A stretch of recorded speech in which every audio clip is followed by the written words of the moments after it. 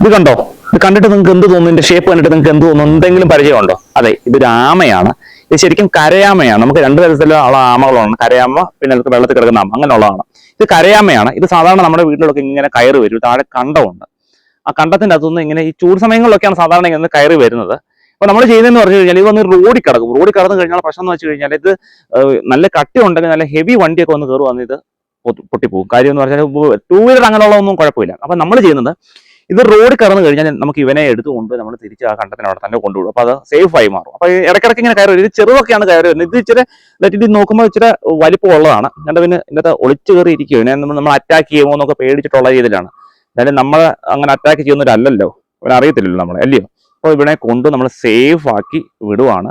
അപ്പോൾ അവൻ്റെ ആ ഒരു ആവാസ വ്യവസ്ഥയിലേക്ക് തന്നെ നമ്മൾ തിരിച്ചു വിടുവാണ്.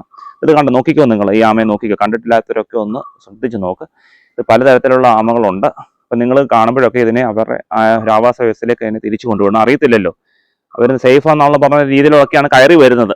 റോഡിൽ കിടക്കുമായിരുന്നു. അപ്പോൾ ഇന്ന് രാവിലെ കണ്ടേ. അപ്പോൾ ഇവനെ തിരിച്ച് നമ്മൾ കൊണ്ടുവിടാൻ പോവുകയാണ്.